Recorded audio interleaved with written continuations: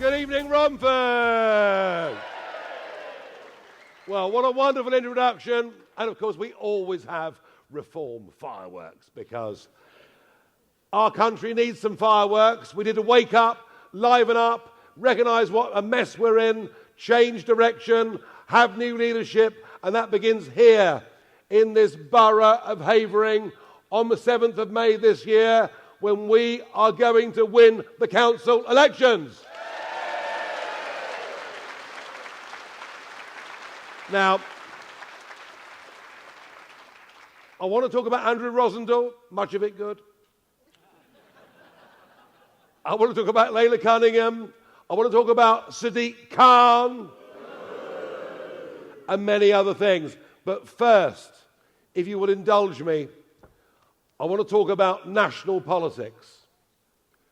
Last year, the government allowed elections all over the country, such as Essex County Council, which we border.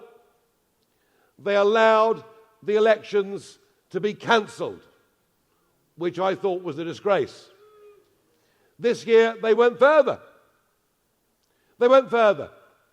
The Labour government said, if you want to cancel your elections, you may cancel them. And sure, lots of Labour boroughs decided they'd cancel the elections. But also many Conservative counties, including ones who cancelled last year for a second year in a row: Norfolk, Suffolk, East Sussex, West Sussex. For the second year in a row, the Conservatives colluded with the Labour government to deny 4.6 million people from having the vote. And when you think about it, those voters are all paying council tax. And there's an old principle in politics. The Americans taught us this a couple of hundred years ago. No taxation without representation. So we decided, up with this we will not put. And we put a judicial review, which was due to be heard in the High Court this Thursday.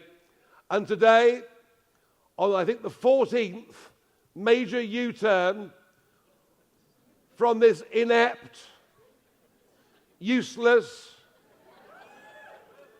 gutless, unpatriotic, loser of a Prime Minister. And by the way, I'm not normally rude. They're normally rude to me. But I've just about had enough of this mob, haven't you? Today, they threw him a towel. I will not have my day in the High Court on Thursday.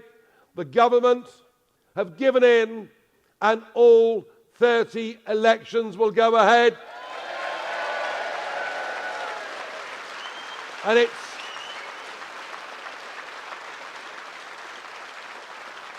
we thank the Telegraph for their campaign. But this is a victory, not just for reform, not just for me, not just for our lawyers. This is a victory for the very basic principle of democratic self-government, something so important: freedom, liberty, the ability to choose those that govern you, the ability to sack those that govern you, that those that went before us made massive sacrifices in 2 world wars, and we today have fought and won for democracy, and I'm proud of that.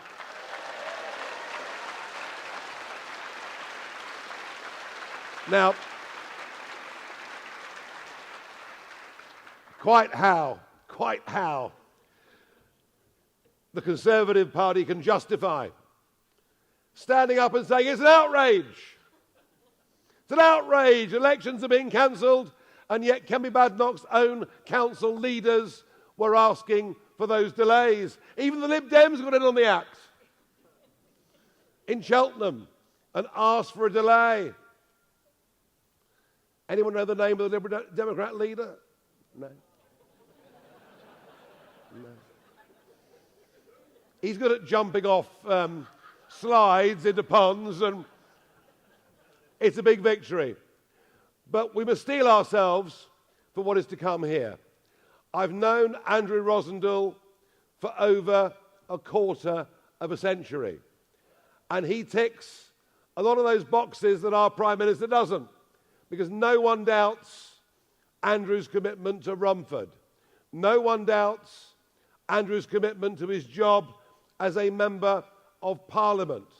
No one doubts Andrew's commitment to this country, its history, its identity, and his belief that we have to stand up and fight for our values and all the things that make us British. And I'm delighted at last that not only are Andrew Rosendale and I in the same party, but we're in the right party.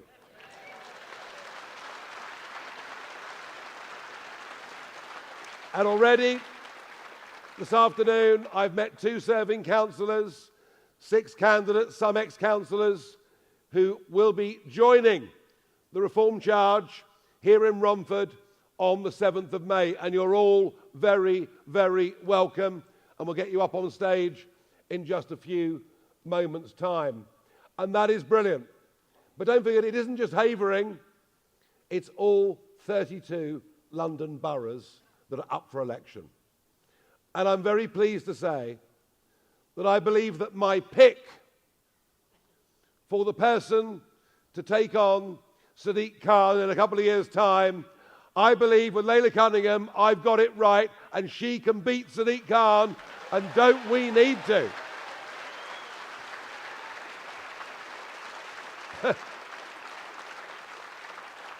Because let's be frank, under a Labour mayor, and you all know it, London is in decline. Whether it's mobile phone theft, whether it's fear of going out after dark, whether it's the alarming rise in assaults, particularly on women and girls of a sexual nature, we all know London's in decline. A capital city that within living memory was at the centre of the biggest empire the world had ever seen. A capital city where now in the centre in Mayfair, men don't wear watches, women don't wear jewellery for fear of being mugged in broad daylight. And yet, it seems that our political class and much of our media class think crime's falling and everything's A-OK. Well, it's not.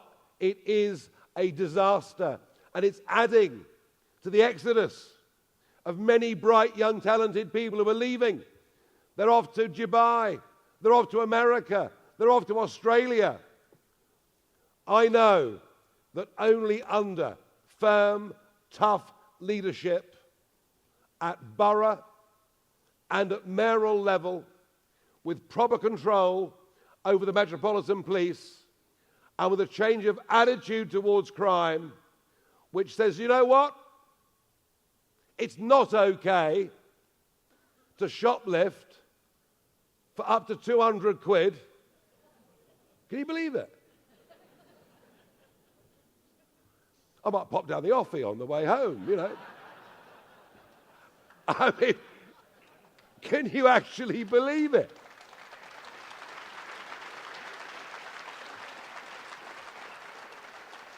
With Reform in charge, every single shoplifter, every single person that commits crime at whatever level, every single one will be prosecuted. End of.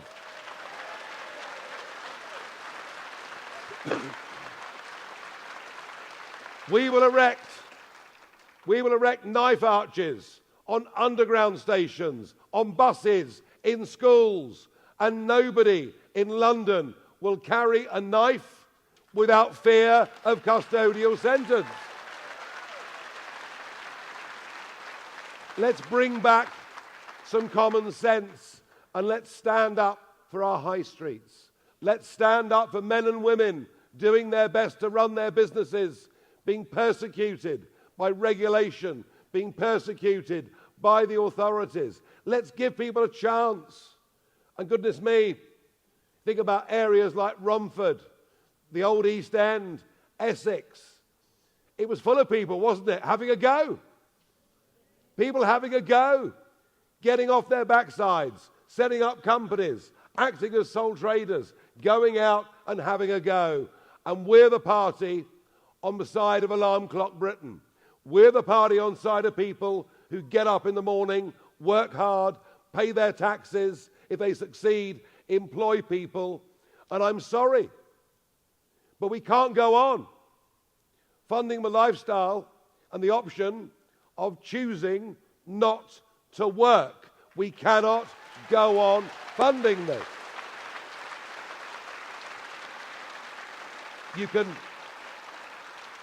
You can now get disability benefit for suffering from mild anxiety. I had mild anxiety at 5 o'clock this morning. But life's about dealing with stuff, isn't it? Life's about dealing with the ups and downs that come in all of our lives. Not believing we're victims, unless we really are, and being taught and trained and educated to take the knocks that life gives you and to get on. Because on our current course, we literally will go bust. I was retired for 4 years. I'd fought for Brexit for a quarter of a century. I suspect if I'd not been around, that referendum, frankly, would never, ever have happened. But I fought for it because I believed in it.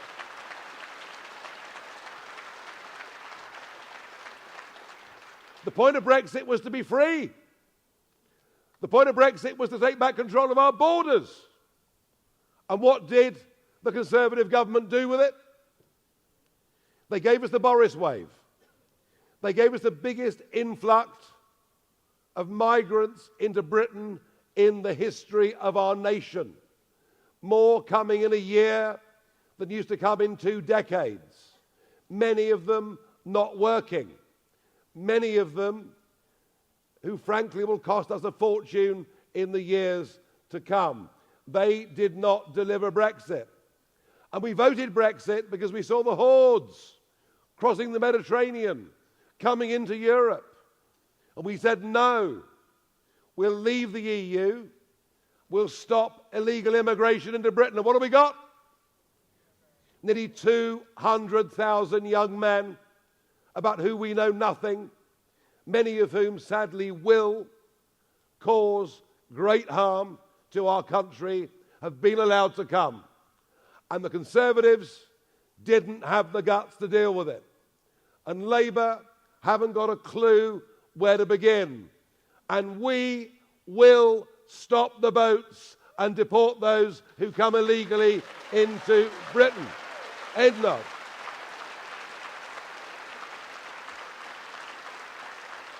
Now look, I can't wave a magic wand, and nor can we in Control in Havering wave a magic wand. We have financial problems, we have social problems. But if, like me, you believe that ultimately there is much to be optimistic about when it comes to the normal, decent folk in this country, what we can do is turn things around and start to change direction. And if we don't change direction, well, I fear that within 10 years, maybe a touch more, this country will have become literally unrecognizable from anything that it ever was. We've lost our sense. We've lost our values. We've lost our understanding of the Judeo-Christian principles that underpin our entire civilization. It's what we are.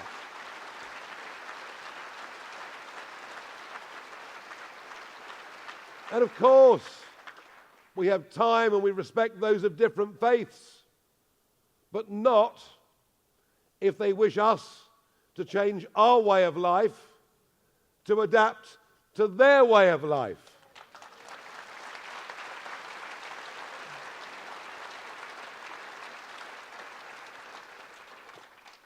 We've made amazing progress. In 20 months, since I came back to this job, we've leapt to the top of the opinion polls.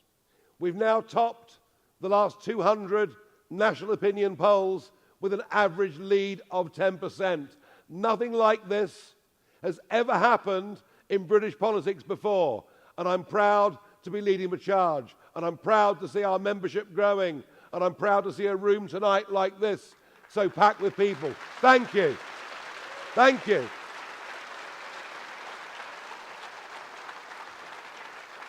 And I know we can go further. I know we can go further.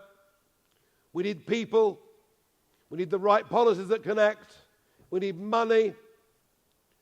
And above all, we need to be lucky with our enemies. I think we're very lucky with our enemies right at the moment. Have you ever seen a government with a front bench so bereft of talent? And by the way, Steve Reed was the minister that put in place these cancelled elections. The head of the Electoral Commission said it was illegal. Clearly, government lawyers said it was illegal, which is why they caved in today. And I think if a minister tries to deprive nearly 5 million people of the vote, and if he's acted illegally, I think Steve Reed should resign and do so pretty quickly.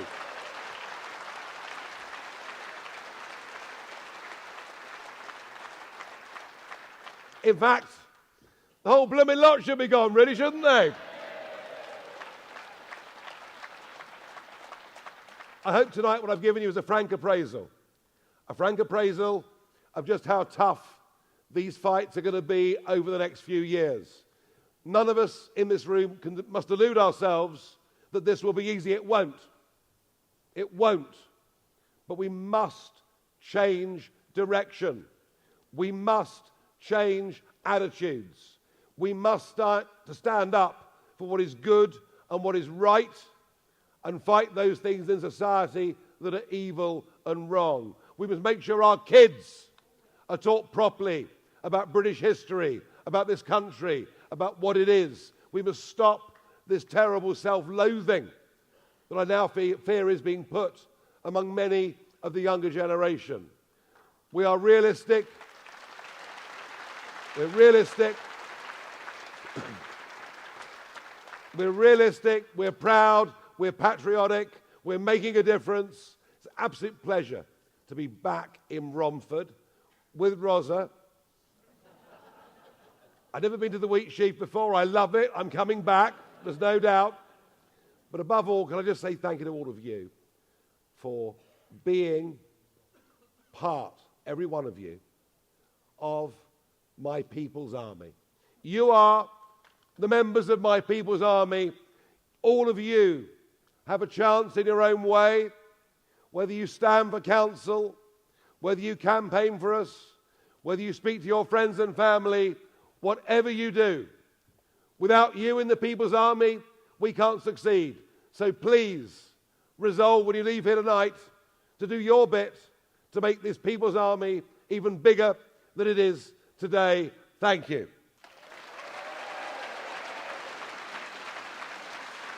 Thank you. Now, we have got some entertainment for you this evening, which will amuse you, make you laugh. They'll probably take the mickey out of me, but that's okay. Bell and Sperling are local favourites. But before we do that, I want to do one rather more serious thing. I would like to ask David Bull, I would like to ask Andrew Rosendale, I'd like to ask Lila Cunningham, I'd like to ask all those here that have joined us today that affect us to come and all join me on stage right now, please.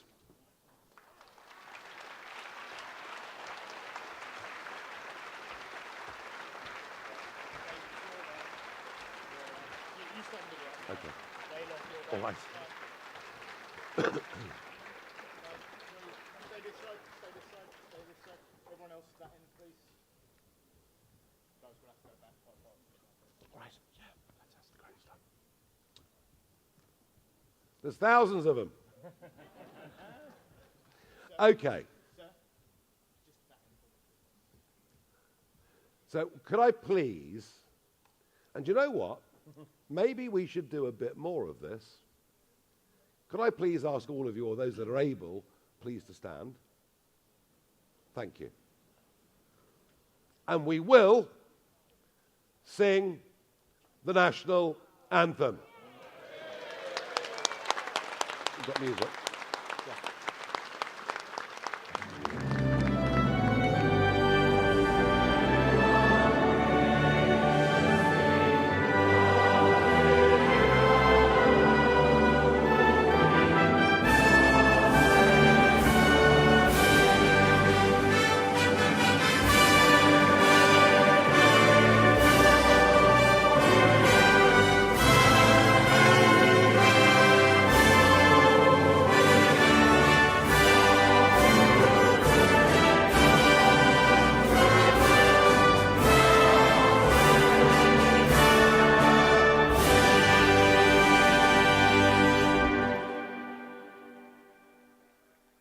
Very good. Right, clear off. Right, off you go. Thank you very much indeed. Please retake your seats. Now, one thing that is, by the way, wasn't that good? Give yourselves a round of applause. Now, one thing about us, if you've not been to an event we've done before, one thing about us, unlike the others, is we're real. We're human. That means we have a sense of humour. Does Keir Starmer have a sense of humour? I mean, they're all as dull as ditchwater on the front bench, aren't they? Ghastly. And we've got Lee Anderson, who, I've got to tell you, could easily be a nightclub comic. No, we are real people, and real people, whilst they take things seriously and resolve to do things, real people have a laugh. Real people have fun. Real people have downtime. Very, very few people have characters the likes of Bell and Sperling, I've got to tell you. Who's seen Bell and Sperling before? There's a few, but not many. Well, you're in for a treat. They are absolutely made for what's about to come. If they're ready, how are we getting on, boys? They're getting there. With their very own brand of East End stroke Essex humour. Keep going. I've got to keep going. You can't tell a joke anywhere now, can you? Otherwise you finish up getting cancelled. I didn't used to do jokes. What I did used to do was get up in the European Parliament and tell people what I thought of them. Do you remember the little Belgian fella that turned up? Who I said, you've got the charisma of a damp rag and the appearance of a low-grade bank clerk. And they all went nuts. They all went completely nuts. And I was called into the headmaster's office the next morning, President of the Parliament, 9 a.m. And after a checkered time at school, I was pretty used to this kind of drill. You know, exercise book down the back of the trousers, that sort of thing. And I walked in, he looked very grave-faced. He said, Mr. Farage, he said, you've brought the European institutions into disrepute. I said, well, you've had a fairly good go at that yourselves over the years, really, haven't you? Which probably wasn't the best start. And I'll tell you something, if ever you're called in for a meeting or an interview and coffee is not offered, you're in for a bollocking, all right? So there was no coffee offered. And he said, I'm demanding that you apologise, and if you don't, you'll face the biggest fine the European Parliament can impose upon you. I mean, think of that. They were going to fine me the same as if I'd been done for corruption, just for taking the mickey out of this little bloke. Well, I wasn't that nice about Belgium either, to be fair, but anyway, I point blank refused. I walked out, and of course, all the press were there, clicking away. Have you apologised? Have you apologised? Have you apologised? I said, right, just a moment's silence, please. So there was a time in life when a man's got to put his hands up, when a man's got to say, I'm sorry, I went too far. I apologise to bank clerks all over the world for any sense of insult I might have caused them. Right, are you ready, boys? Bell Spelling!